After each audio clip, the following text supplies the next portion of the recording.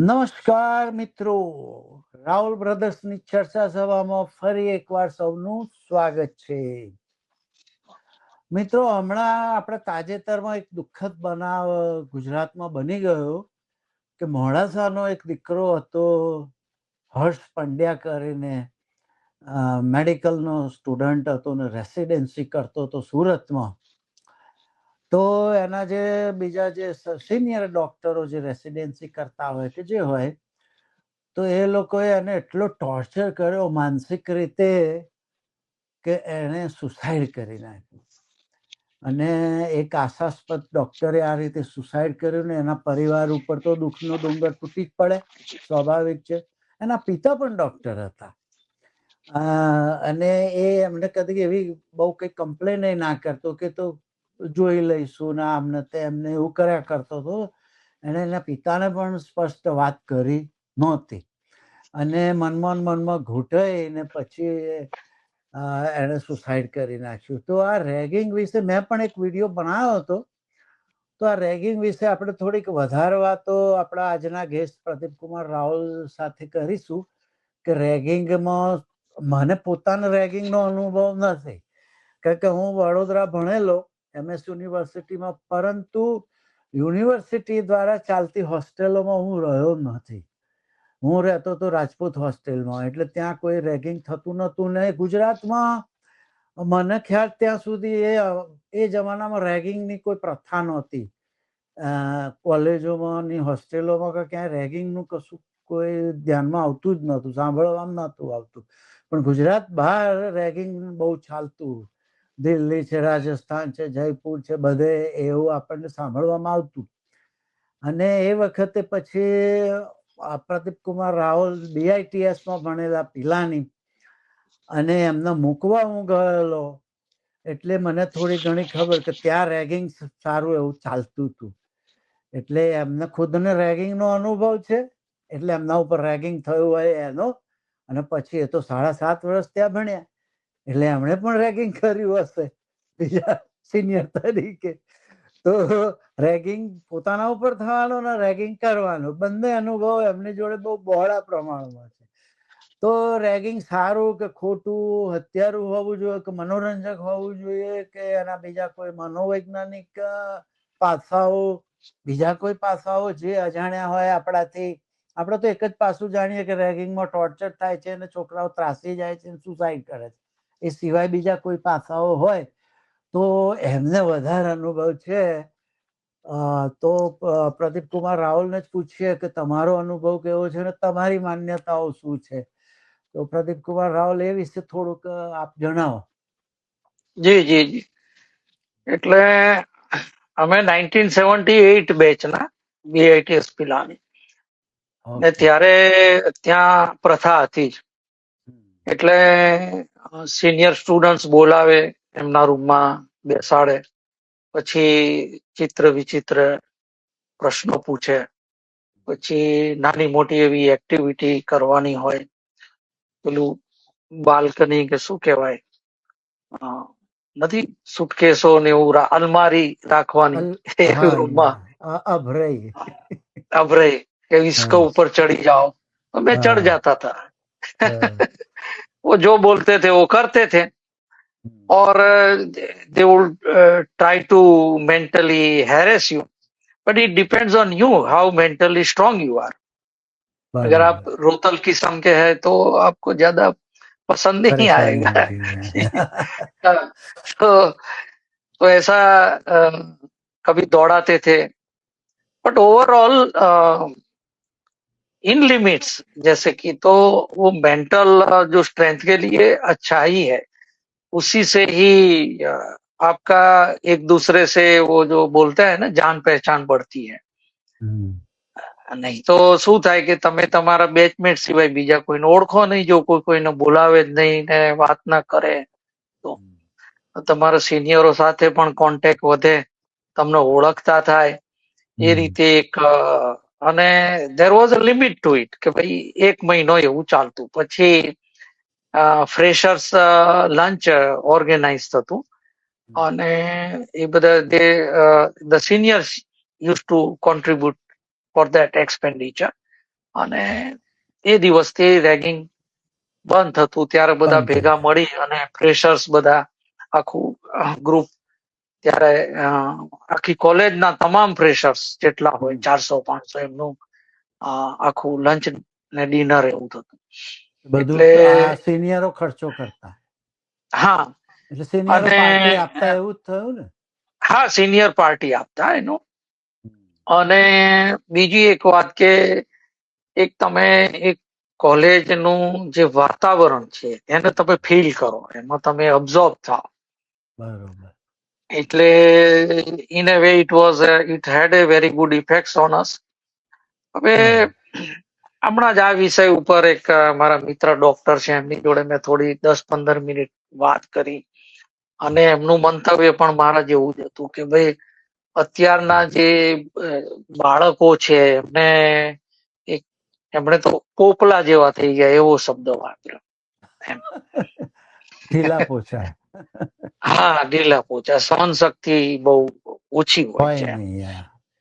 અને એ પણ એનું પણ એક બેકગ્રાઉન્ડ છે, રીઝન છે કે જે આપણી પેઢી, અગાઉની પેઢીએ જે ભોગ આપીને મહેનત કરીને જે એચીવ કર્યું હોય, જે પૈસે ટકે સુખી થયા હોય બીજી રીતે, તો એ એવું દુઃખ એમના છોકરાઓને આપવા માંગતા નથી.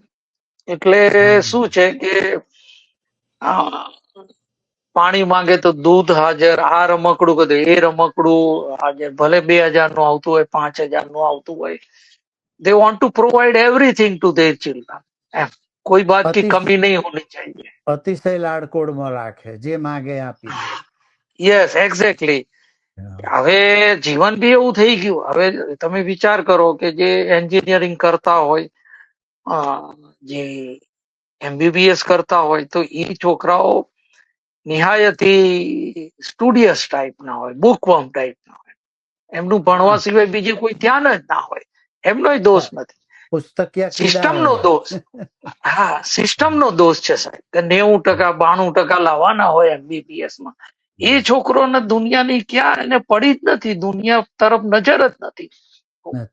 અને મા બાપનું સતત પ્રેશર હોય, વાંચો વાંચો, બહાર નહીં જવાનું, રખડવાનું નહીં.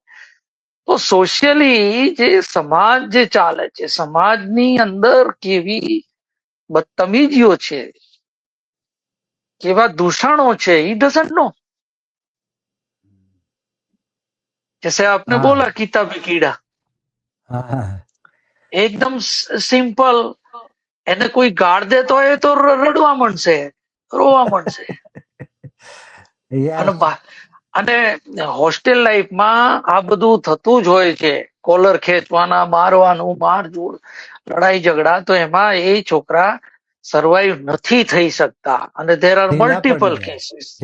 હા, ડિપ્રેશનમાં આવી જાય, મા બાપે કોલેજ બદલવી પડે, હોસ્ટેલ બદલવી પડે, છેવટે ઘરે આવી જાય. આવા કિસ્સા બનતા હોય છે. હા, એવા કિસ્સા મેં વાંચેલા છે, છોડીને ભાગી જાય ઘેર. હા, એટલે હું તો સાહેબ, જે આપણી જે ફેમિલી હતી એકદમ લાઈન લેન્થમાં જીવવા વાળા, અને એકદમ હું પછી બેંગ્લોર ને પછી ત્યાંથી પિલાની રાજસ્થાનમાં ગયેલો.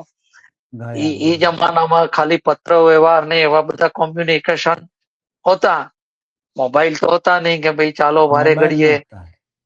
હવે અત્યારે શું છે, અત્યારે છોકરા કોલેજમાં ભણતા હોય, દિલ્હી ભણતા હોય, રાજસ્થાન ભણતા હોય, every day they talk to their mother, their father, their brothers. એટલે એને મેન્ટલ જે સહારો મળે છે, એ જ સહારો એમની વીકનેસ સાબિત થાય છે. That is a point. પૈસા, અમે તો પૈસા મની ઓર્ડર થી આવે ત્યાં સુધી ઉધારીમાં ચલાવતા, દે દેંગે યાર, દે દેંગે, ક્યા બાત હે, આને તો દો. અત્યારે તો તરત સીધું કે ઓનલાઈન ટ્રાન્સફર. પૈસે ટકે બી કઈ સહન કરવાનું નથી. ના, સાચી વાત છે. એ વખત તો મની ઓર્ડર થી પૈસા મોકલતા તો તરત આવે નહીં.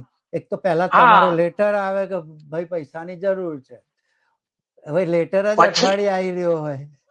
હા, ત્યાં સુધીમાં આ બધું જે અઠવાડિયે જાય. ડેફિનેટલી. એટલે ત્યાં સુધી જે વગર પૈસે ચલાવવાની જે આવડત ઈ કેળવાય, પછી કરકસરની આદત કેળવાય, કરકસર નહીં ખરી. એ પણ બહુ જરૂરી છે. અને એ પ્રમાણે આના જે સાયકોલોજીકલ ઇમ્પેક્ટ જે છે કે એટલું બધું ટેકનોલોજી ને એનાથી સહુલિયતથી એટલા બધા માણસો સોફ્ટ થઈ ગયા.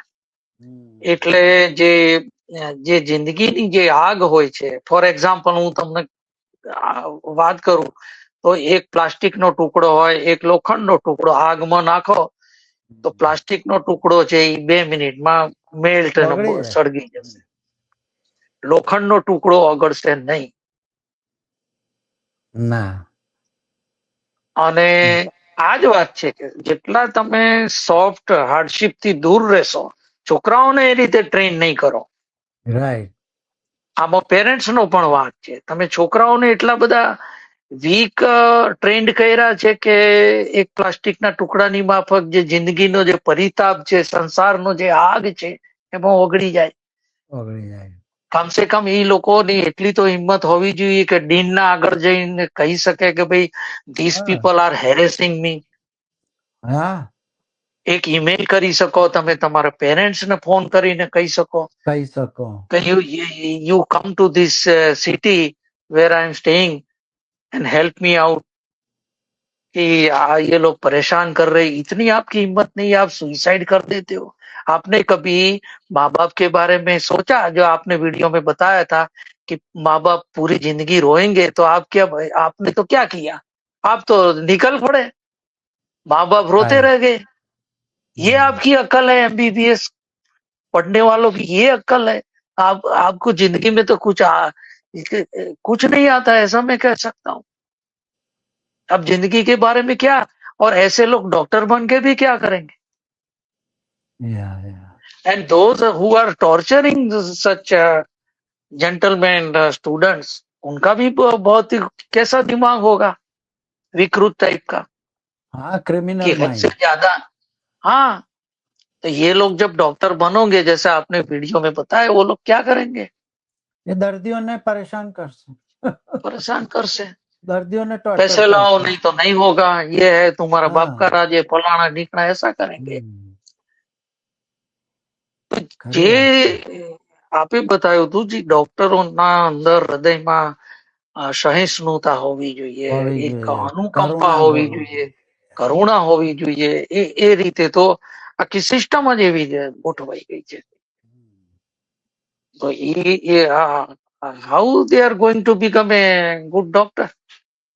બીજી વાત કે એક અમેરિકન પોલીસ ખાતાનો દાખલો આપું કે ત્યાં પોલીસ ને કે ડિટેક્ટિવ હોય, પોલીસ હોય, એનાથી સેલ્ફ ડિફેન્સમાં કે એવી રીતે કોઈનું હત્યા થઈ જાય રિવોલ્વરથી, બરાબર, તો એના ઉપર એની પાસેથી જરાક બી ડાઉટ હોય તો એની પાસેથી તો પહેલા એની બેજ અને રિવોલ્વર લઈ લેવામાં આવે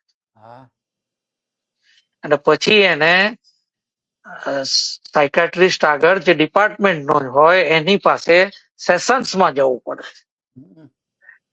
ત્યાં સુધી એને કારકુની લીખાપટ્ટીની ડ્યુટી આપવામાં આવે, એક્ટિવ ડ્યુટી લઈ લેવામાં આવે છે. અને ત્યાં એને સેશનમાં એને જવું પડે અઠવાડિયામાં 1 વાર 2 વાર, અને સાયકાટ્રિસ્ટ આગળ એનું આખું જે કેરેક્ટરનું જે એની માનસિક વલણ એનું ઇવેલ્યુએશન થાય. અને જ્યારે સાયકાટ્રિસ્ટ રિપોર્ટ આપે કે હી ઇઝ નાઉ ઓકે, ત્યારે he can resume his duty. Right. આ ડોક્ટરો ઉપર એવી કાર્યવાહી થવી જોઈએ કે નહીં? આમનું સાયકોલોજીકલ ઇવોલ્યુશન થવું જોઈએ.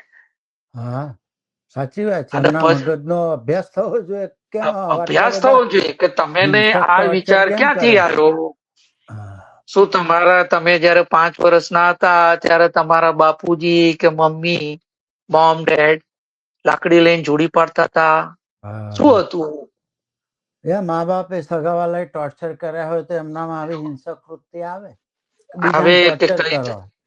હા, એ તમારામાં એવું વલણ ક્યાંથી આ બધો ક્યાંથી? અભ્યાસ થઈ અને પછી એમનું લાયસન્સ એવું લાગે કે ભાઈ ફિટ છે તો એમને લાયસન્સ રિન્યુ કરવું જોઈએ, નહીં તો એમને ઇવન જે સ્ટડી બી એમને જરૂર નથી, બીજા ફિલ્ડમાં જાય. આપણે ત્યાં ડોક્ટરોની કોઈ કમી નથી, નથી. પણ doctor with mental difficulties are not allowed.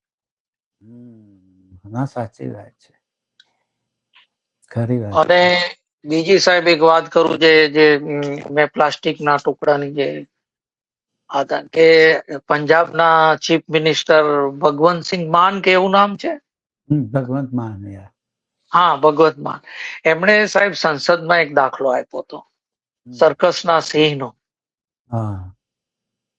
એ દાખલો શોર્ટલી હું કહી દઉં કે એક માણસ પાસે સર્કસનો ઓનર હતો અને પછી આ મોડર્ન જમાનામાં એને સર્કસ બંધ કરવાની ફરજ પડી કે ભાઈ હવે વેચી મારો. એને બધા જાનવરો તો બધા વેચાઈ ગયા, પણ 4-5 સિંહ હતા, સિંહ ને સિંહણ ના, તો એમને ખરીદવા વાળું કોઈ મળ્યું નહીં. નહીં. એટલે પછી કોઈ સલાહ આપી કે સાહેબ હવે બી કોઈ ખરીદવા વાળું છે નહીં, આ જીરાફ ને બીજા બધા તો ઘોડા ને બધું વેચાઈ ગયું, સામાન વેચાઈ ગયું, તો તમે આમને જંગલમાં છોડી આવો. આને કોઈ સાયકોલોજી કે બીજી કઈ ખબર નહીં. એને તો પાંજરા મોકલી જંગલમાં છોડી આવ્યા આ બધા સિંહો. પછી એને 1-2 મહિના પછી એને જાણવાની ઈચ્છા થઈ. એને ભાળ કે આપણા સિંહ ને બધા શું કરે છે. એને સમાચાર મળ્યા કે સાહેબ એકય સિંહ છે નહીં. કે તે શું થયું? એ કે જંગલી બીજા જાનવરો, કૂતરાઓ એમને ફાડી ખાધા. અરે કે એ જંગલના રાજાને ફાડી ખાધા? How is it possible? અરે કે સાહેબ એ તો સર્કસ ના સિંહ હતા, એમને ક્યાં શિકાર કરતા આવડતું. એમને તો રોજ તમે 500 ગ્રામ 2 કિલો સડેલું માંસ ને એવું માંસ આપતા હતા, એ ખાઈને બેહી રહેતા હતા. એના તો દાંતય કમજોર થઈ ગયા, એના તો પંજામાં કોઈ દમ નથી. દમ નતો, બરોબર. એ તો દેખાવના સિંહ હતા, સર્કસ ના સિંહ. એનો તો પછી કૂતરાઓ એને બધા શિકાર કરી નાખ્યો. તો શિયાળવાય મારી નાખે. હા, જરખ ને એવાય મારી નાખે. એટલે એની સલાહ હતી કે આપકે બચ્ચો કો સર્કસ કે સિંહ મત બનાओ, जंगल के सिंह बनाओ, शिकार करना સ્ટ્રગલ કરતા તો શીખવું પડે ને. Life is struggle. સ્ટ્રગલમાં તમે આવું હારી જાઓ એવું તો ના ચાલે ને.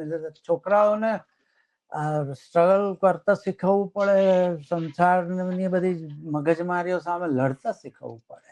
ડેફિનેટલી. હા, લડતા અને આ જે ઇન્સિડન્ટ,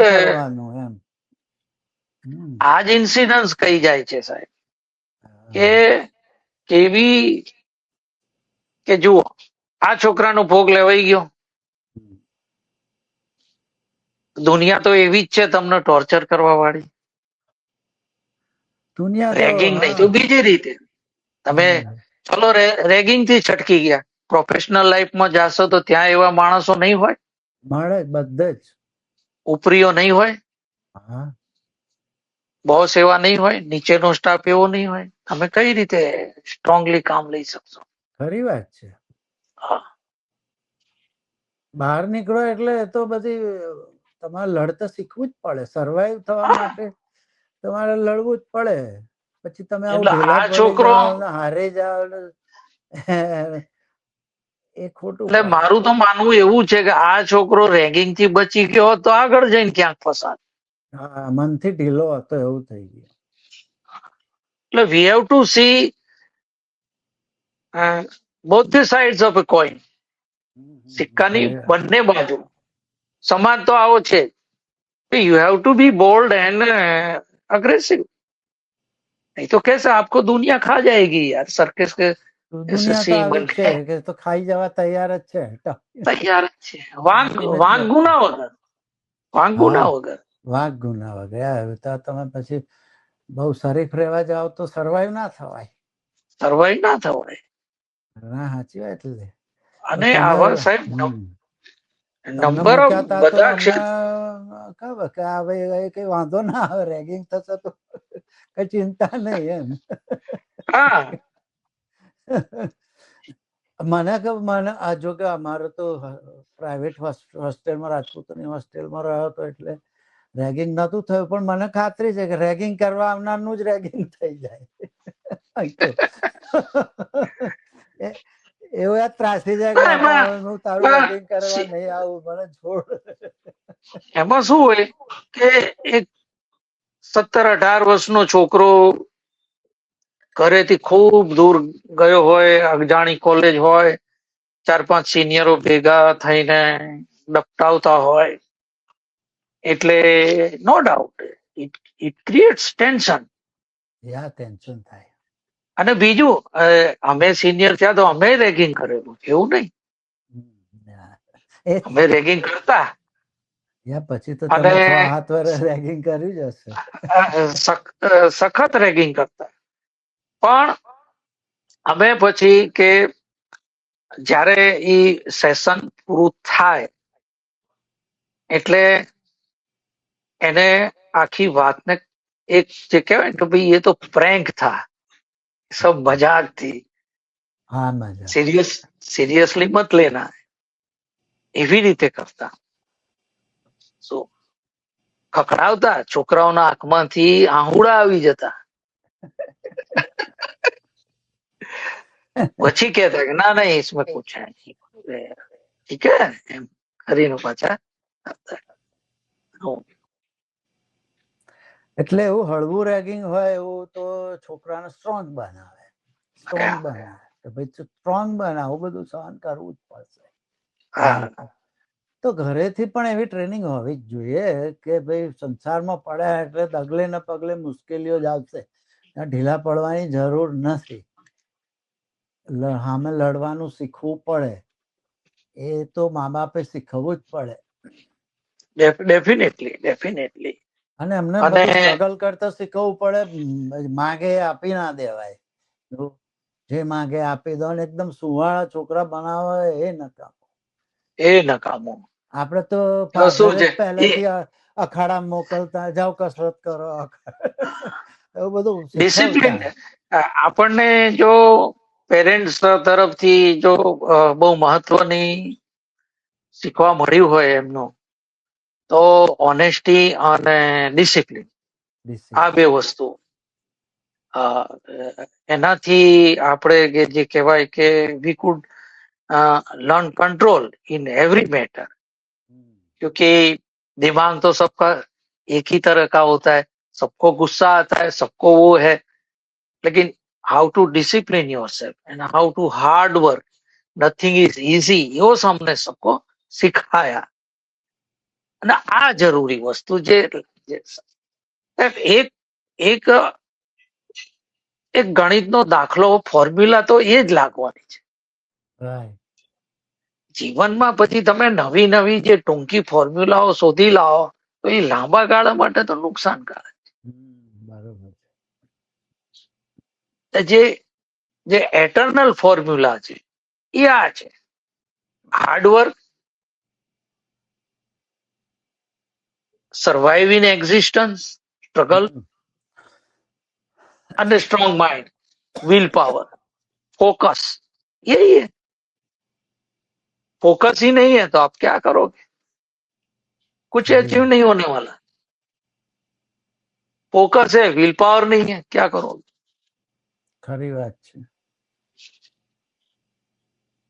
આ તો એસેન્શિયલ જીવનની થઈ ગઈ. એમાં અત્યારે જે ટેકનોલોજીકલ એડવાન્સમેન્ટ થઈ ગયો, બધા આગળ પૈસા આવી ગયા, તો છોકરાઓની જે રિયલ લાઈફ ટ્રેનિંગ એ બધી ઓછી થઈ ગઈ, લગભગ બંધ થઈ ગઈ.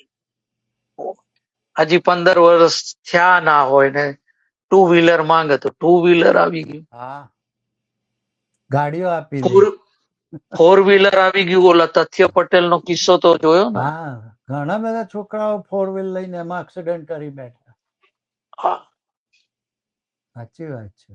એને તો શું કે 20 વર્ષે એનું, અરે સાહેબ 5 વર્ષે ગાડી તો આવડી જાય, પણ મેચ્યોરિટી માઇન્ડ ની ક્યાંથી આવે? ક્યાંથી આવે? એટલે તમે 18 વર્ષે ગાડી ભલે લાવી દો, 18 વર્ષે શીખી ભલે જાય, પણ ચાવી 20 વર્ષે આપો, એને મેચ્યોરિટી આવવી જોઈએ માઇન્ડ. ચાવી તો 25 વર્ષે હલાય, અત્યારે તો એ 20 વર્ષે ના હલાય, 20 વર્ષે એ નહીં હોતી મેચ્યોરિટી હોતી. તો અને આપણે જે બધા જે કિસ્સા જે સાંભળીએ છીએ, જે ચિત્ર વિચિત્ર, તો એ જોબમાં હોય, આ છે સુઇસાઇડ, આ નબળા માઇન્ડ જ બતાવે છે. તે કેનોટ ટેકલ, તે કેનોટ સોલ્વ ધ પ્રોબ્લેમ. એમાં શું છે, મા બાપ સાથે ગરબો રાખવો જ નથી, તો હુ વિલ એડવાઇઝ? મુશ્કેલીમાં તમને સહન કરવાની શક્તિ જ નહીં હોતી. એક તો શક્તિ નથી, સારી એડવાઇસ કોઈ આપવા વાળું નથી, પછી તો તમે ફસાઈ જ જવાના. એટલે મિત્રો, આજે ઘણી વાતો થઈ મનોવૈજ્ઞાનિક રીતે, અને એટલે રેગિંગ જે ઇનોસન્ટ જે રીતે ભાઈએ વાત કરી કે એ પોતે રેગિંગ નો ભોગ બનેલા છે અને કરતા હતા, તો એ બધું રેગિંગ નુકસાનકારક નથી હોતું, ઉપરથી તમને ટફ બનાવે એવું હોય છે. પણ એવું બી રેગિંગ ના હોવું જોઈએ કે જેથી કોઈની ઘણી જગ્યાએ હત્યા થાય, મારે જુડે, એવું પણ રેગિંગ કરતા હોય છે. એવું હિંસક રેગિંગ પણ ના હોવું જોઈએ. એના ઉપર તો કોલેજના સત્તાવાળાઓને બધાએ કંટ્રોલ રાખવો પડે. પણ મેઇન વસ્તુ એ છે કે તમારા છોકરાઓને એવા નબળા મનના બનાવશો નહીં કે આવું સામાન્યમાં એ હિંમત હારી જાય. શું કહેતા હતા ભાઈ? એટલે ગવર્મેન્ટ નો રોલ એટલો હોઈ શકે કે કડકમાં કડક સજા કરો, અને મારો એક પોઈન્ટ એ છે કે માનસિક ઇવેલ્યુએશન કરો. જે રેગિંગ નો ભોગ બન્યું છે એનું પણ ઇવેલ્યુએશન કરો કે બેટા આટલો બધો નબળો કેમ છે, અને જે કરનાર છે એનું પણ ઇવેલ્યુએશન કરો કે આવી વિકૃતિ તારામાં ક્યાંથી આવી, અને કડક દંડ કરો. અને એક બીજું આમાં એક એડવાન્સ સ્ટેપ થી કે જેટલા નવા એનરોલ છે, જે કોલેજમાં, એના રિપોર્ટ્સ લો કે ક્યાં ક્યાં રેગિંગ થાય છે. જો દારૂના દૂષણની માફક રેગિંગ તો બંધ કરી નહીં શકે સરકાર. હા, ખરી વાત. અમુક દૂષણ હોય, દારૂનું દૂષણ હોય, ડ્રગ્સનું હોય, તો એ કઈ સરકારના હાથની વાત નથી બંધ કરી શકે. રેગિંગ એ લગભગ બંધ નહીં થાય, પણ એના ઉપર તમે એવા કે ઇન્ફો રાખો કે ક્યાં ક્યાં થાય છે, અને ત્યાં પ્રિન્સિપાલની જવાબદારી ઠેરવો કે દરેક ન્યૂ કમર તમને અઠવાડિયે મળી જાય, અને અથવા હેડ ઓફ ધ ડિપાર્ટમેન્ટ મળી જાય કે ભાઈ I am happy, nothing, no problem with me. બરોબર. તો પ્રિન્સિપાલ કે કોલેજ વાળા લોકોએ જ નવા છોકરાઓને મળીને પૂછી લેવું જોઈએ, ભાઈ તમને કોઈ તકલીફ નથી ને, રેગિંગ કરતું નથી ને, તમને ત્રાસ નથી ને? એમણે પણ એવું ધ્યાન રાખવું જોઈએ, પ્રોએક્ટિવ થવું જોઈએ. આ તો શું, સમસ્યા આવી, છોકરાએ સુઇસાઇડ કરી લીધું, પછી બધા દોડતા થઈ જાય, સર્કસો ગાર્ડન, એન્ટી રેગિંગ કમિટી છે, એન્ટી રેગિંગ કમિટી છે, એ શું કરતી હતી અત્યાર સુધી? બસ ઘેર આરામ જલસા જ કરતા હોય, બેહી રહેતા હોય. આવું કોઈ છોકરાએ સુસાઇડ કર્યું, પછી જાગ્યા, પછી કે પેલા સસ્પેન્ડ કરો, આ કરો, તે કરો. પણ પહેલા પણ આવા બનાવ બની ગયા છે ગુજરાતમાં. તો તમને એટલે તો એન્ટી રેગિંગ કમિટી એટલે તો એની સ્થાપના કરી હતી. એ બધા શું કરતા હતા? તો એ અને સારા પ્રભાવશાળી સિનિયર સ્ટુડન્ટ્સ ની 10 સ્ટુડન્ટ ની કમિટી બનાવો, ઈ વોચ રાખે. હા, શું છે શું નહીં, કે ભાઈ આની મર્યાદા ન ક્યાંક થાય, રેગિંગ શુડ બી સ્ટોપ. બસ એટલું જ. હા, તો મિત્રો, આજે ઘણી જુદી જુદા પાસાઓ રેગિંગ વિશે આપણે ચર્ચા કરી, અને તમને પણ ઘણું આ બાબતે જાણવા મળ્યું હશે, અને એના ઉપાયો વિશે પણ આપણે થોડી વાતો થઈ. તો ફરી મળીશું કોઈ નવા સબ્જેક્ટ સાથે. ત્યાં સુધી આવજો. Bye bye.